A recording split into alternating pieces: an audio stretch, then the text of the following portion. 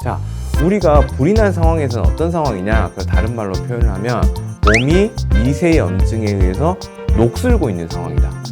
염증이 진행되고 있는 상황이기 때문에 그 염증의 고리를 끊어야 됩니다. 그러면 몸에 녹슬고 있다. 그거를 요즘 말로 치면 그거를 산소 때문에 스트레스를 받는다.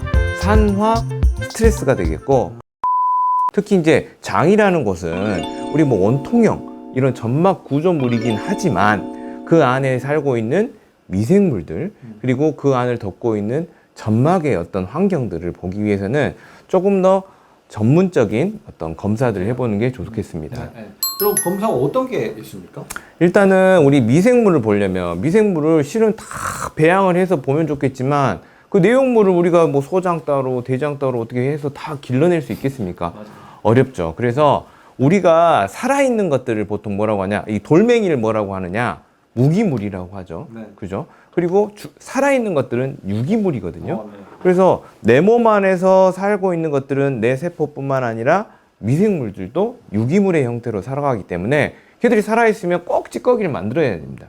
그거를 유기산이라고 하고 그 유기산을 간단하게 소변으로 받아가지고 확인을 해보면 안 나와야 될 유기산, 찌꺼기들이 나온다. 네. 아니면 이 정도만 나와야 되는데 너무 많이 나온다. 그러면 역으로 추적을 해서 그러면 이런 대사들의 문제가 있겠구나. 이런 미생물들이 살면 안 되는데 살고 있구나. 이렇게 추정해 볼 수 있는 검사가 있고 또 그게 유기산 대사, 대사? 균형 검사. 네네. 그렇게 되겠고 또 미생물뿐만 아니라 또 살고 있는 건 뭐냐? 지금 소화 과정에 있을 이런 음식물들이거든요.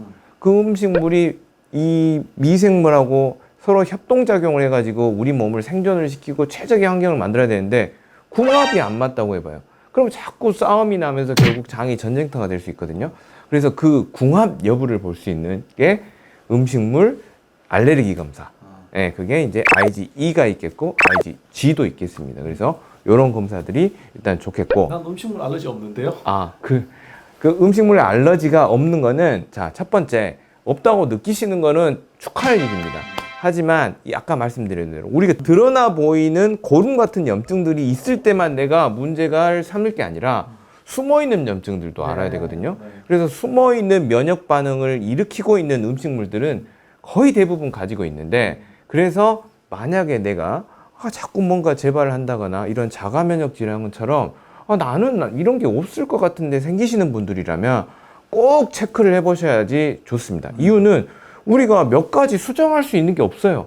뭐 자세, 그 다음에 식단 이 정도밖에 없거든요. 실은 환경 쪽에서는. 그래서 식단에서 이런 나하고 궁합이 맞지 않는 식재료를 찾아냈다. 그건 치료에 큰 툴이 될 수가 있거든요.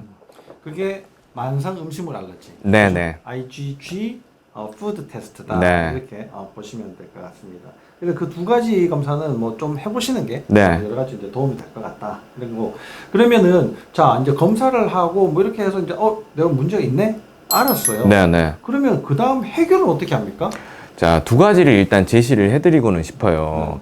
자, 원장님이 지금 말씀해 주신 대로 장 관리는 평생 해 가셔야 되는 이런 몫이 되겠고, 내가 먹는 거 조심하고 네. 이렇게 해야 되겠죠. 일단 우리가 불이 나는 상황이잖아요. 불이 보이지는 않지만, 그럼 불이 났으면 소화기부터 일단 들이대야 되지 않겠습니까? 그렇죠. 불이 난 부분에다가. 빨리 꺼야죠. 네, 그래서 저는 소화기에 대해서 이야기를 드릴 텐데, 자, 우리가 불이 난 상황에서는 어떤 상황이냐? 그걸 다른 말로 표현을 하면 몸이 미세염증에 의해서 녹슬고 있는 상황이다. 네. 염증이 진행되고 있는 상황이기 때문에 그 염증의 고리를 끊어야 됩니다. 네. 그러면 몸에 녹슬고 있다. 그거를 요즘 말로 치면 그거를 산소 때문에 스트레스를 받는다. 산화 스트레스가 되겠고 구하기 쉬운 대표적인 항산화제 두 개를 드시면 좋을 것 같아요. 뭡니까? 궁금합니다. 네, 하나는 가루형 비타민 C. 꼭 가루형이어야 됩니까? 가루형일수록 좋습니다. 우리 이제 쉽게 보이는 이런 알약처럼 생긴 500ml 가지고는 너무 부족하기 때문에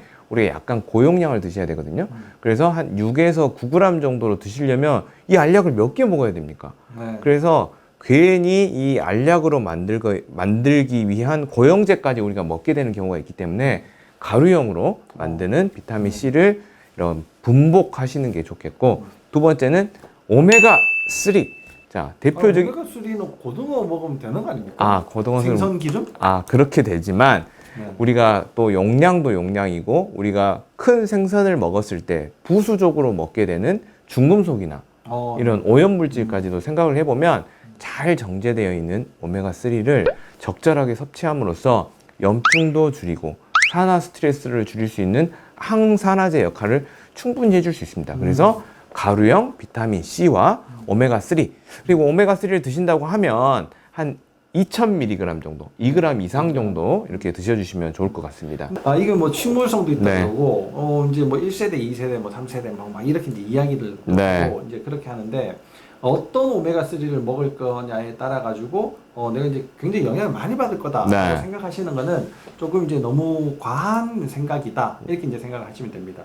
동물성보다 식물성이 더 좋다, 식물성보다 동물성이 더 좋다 이런 거는 사실 아니고요. 네. 오메가3가 오메가3다 이렇게 이제 보시면 되는데 문제는 이런 거예요. 동물성을 먹으면 너무 비리다. 네. 도저히 못 먹겠다. 이런 분들은 이제 식물성 오메가3를 좀 드시면 도움이 되겠고, 그런 비리 맛은 이제 대부분 싫어하시는 분들은 뭐 식물성 드시면 또 좋겠죠. 용량을 조금 맞춰가지고 이제 드시면 좋은데, 아무래도 식물성으로 그렇게 이제 만드는 것들은 비용이 조금 올라가게 네. 되는 그런 경향들이 있습니다.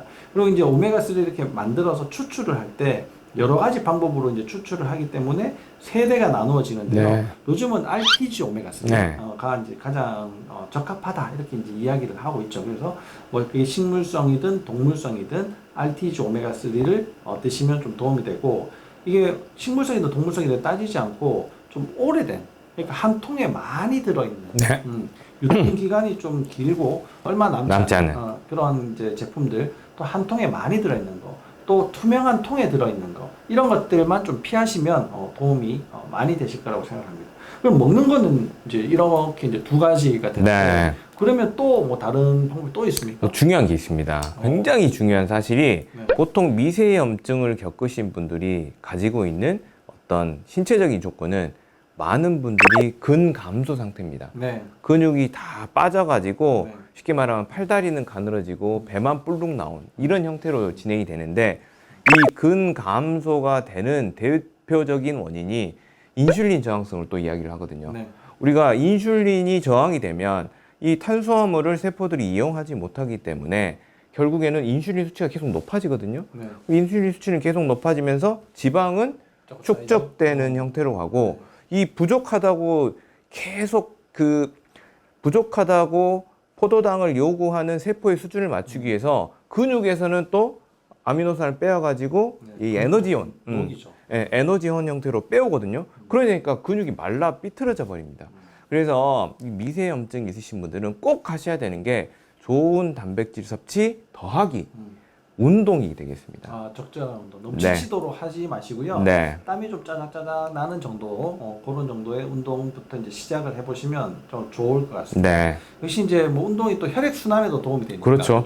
이게 대개 미세염증들은 혈관의 내피세포, 네. 그러니까 혈액 순환 자체를 방해하는 경우들이 굉장히 많이 있거든요. 네. 그래서 적절한 운동을 하시고 염증을 가라앉혀줘서 전체적으로 우리가 궁극적인 목표는 혈액 순환을 잘 되도록 하는 네. 것에 있다라고 생각을 하시면 아주 좋을 것 같습니다. 이 자가면역 그러면은 굉장히 여러 분들이 좀 이렇게 나랑 상관없는 이렇게 질환이다 이렇게 생각을 하실 수 있는데, 사실 알고 보면은 굉장히 많은 분들이 네. 이미 앓고 계세요. 네. 이 갑상선에 관련되어 있는 자가면역에 네. 대해서 오늘 설명드리도록 하겠습니다. 이 갑상선의 문제들 중에서 갑상선 저하, 뭐 신지로이드, 이거는 많은 분들이 들어보셨을 것 같아요. 제 네. 생각에는 한 여성 인구의 한 2분의 1은 알고 있지 않을까. 그렇죠. 신지로이드라는 약을 네. 많게는 한 3분의 1. 왜냐면 나는 안 먹지만 우리 엄마는 먹고 있어. 네. 언니 먹고 있어. 이런 식으로 알고 있을 만한 약 중에 하나다라고 이제 생각이 되는데요.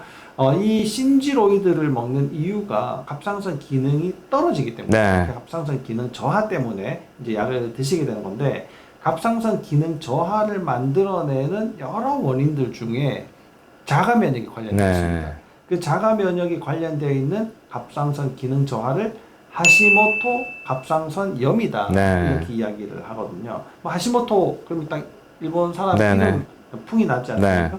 그런 것처럼 하시모토는 일본 사람이 이제 발견을 했었는데요. 이게 여성한테 훨씬 더 많은 질환이기 때문에 대부분의 여성들이 갑상선에 문제가 있어요. 항진 아니면 저하인데 저하가 거의 대부분. 네. 그리고 그 많은 숫자들 중에 대부분이 또 하시모토다. 네. 이렇게 생각을 하시면 됩니다. 검사를 한번 해봐야 되겠다. 네. 그런 증상들 혹시 있을까요? 누구나 겪고 있을 것 같은데 일단 하시모토 병이라는 자체가 생소하시지만 전 인구의 5%, 3에서 5%. 많은. 100명에 5명이면 얼마나 많은 겁니까? 그러니까 내가 모르고 있더라도 실은 나도 겪고 있을 수도 있는 사실인 게 실제로 처음 초기에 한 20% 정도는 드러나지가 않는다고 돼 있거든요. 네. 하지만 몇 가지 사인들을 통해서는 좀 알 수 있어요. 근데 일단 증상 자체는 현대인이면 누구나 겪을 수 있는 피로감, 그다음에 피곤하다. 불면, 잠이 안 온다. 예, 변비, 음. 예, 그다음에 왜 손톱이 이렇게 잘 깨지지? 이제 이런 것들이 좀 생길 수가 또 있고, 붓기도 하죠. 네. 퍼석퍼석해지고. 예, 또 피부도 건조해지고, 네. 그리고 우울해지거나 이런 감정 변화들이 일단 좀 생기기도 쉽고, 일단 이제 가임기가 됐는데도 임신을 하고 싶은데도 임신이 잘 안 되는 것들, 뭐 이런 것들이 좀 있을 수는 있어요. 그리고 이제 모습을 봐도 좀 드러나 보일 수 있는 거는 뭐 피부톤이나 이런 것도 있겠지만 실은 탈모가 좀 잘 생기거든요. 네. 그래서 탈모 중에서도 특히 알아볼 수 있는 게 이제 눈썹이 있습니다. 네. 예, 눈썹 바깥쪽 3분의 1이 빠졌다. 그러니까 이거는 이 내용은 지금 내일 그 눈썹 문신 예약하신 분이면 꼭 한번 기억에 들으실 필요가 있어요. 내 눈썹이 그냥 빠진 게 그냥 내가 나이 먹어서 빠진 게 아니라 갑상선 기능 저하, 하시모토 자가면역 질환 때문에 생길 수 있다. 꼭 생각하시고 또 메롱 해보면 혀를 내밀었을 때 치흔이라고 하죠. 이 치흔, 치, 치아의 흔적. 네. 갑상선 기능 저하가 되면 이 조직들이 좀 붓는 경향이 있거든요. 네. 근데 이 우리 치아 구조 그리고 턱은 공간이 한정이 돼 있지 않겠습니까? 네. 그러면 이 혀가 부으면서 반복적으로 눌리기 때문에 혓바닥 옆쪽, 앞쪽에 봉긋봉긋한 이런 치흔이 있는 경우 이러면 또 갑상선 기능 저하를 또 강력하게 의심을 해볼 수가 있죠. 맞아요. 그런 여러 가지 자가 검진법이 있긴 한데 네. 그런 것들이 여러 가지 사실 다른 문제들이랑도 굉장히 네. 섞여 있기 때문에 내가 그게 있다고 해서 갑상선 기능 저하다, 하시모토다 이렇게 이야기는 하기 조금 어렵긴 하지만 이제 한번 검사를 해볼 필요는 있다고 네. 생각이 듭니다. 이 갑상선의 문제는 워낙에 흔하기 때문에 네. 누구나 검사를 해도 네. 사실 쉽게 이제 문제들이 발견되는 경우들이 굉장히 많은데요. 이 발견이 됐다 그래가지고 너무 깜짝 놀랄 일은 아닙니다. 네, 네. 사실은 갑상선 호르몬 중에 TSH 수치를 먼저 이제 검사를 하는데요. 네. TSH 수치가 높아질 때 이게 갑상선 저하라고 합니다. 이게 왜 높아지는데 왜 저하냐? 높아지면 항진이지 이렇게 말씀을 하시는 분들이 있는데 TSH는 갑상선 자극 호르몬이거든요. 그러니까 자극을 굉장히 많이 하게 돼서 갑상선이 겨우 일을 하기 때문에 갑상선이 저하가 되어 있다, 기능이 떨어져 있다 이렇게 이제 이야기를 하는 거죠. 이 수치가 10 정도까지는 괜찮아요. 그냥 좀 지켜보고 다른 문제들이 있나 없나 좀 더 확인해보고 이렇게 되는데 10 이상이 되면 이제 갑상선 약을 좀 드셔야지 되는 경우가 됩니다. 물론 10 이하라고 해도 갑상선 약을 좀 드셔야 되는 분들도 있기는 하지만 너무 이제 기운이 딸려요, 너무 피곤해요, 힘들어요, 잘 부어요, 뭐 아까 말씀하신 네. 그런 여러 가지 증상들이 해당이 되면 약을 드시기도 하지만 일단 10 이상이 될 때 그렇게 이제 좀 보면 됩니다. 근데 이게 10이 안 됐지만 나는 뭔가 증상이 좀 있고 네. 그냥 막연히 기다리려고 하니까 좀 불안하고 더 나빠질 수도 있지 않겠습니까? 네.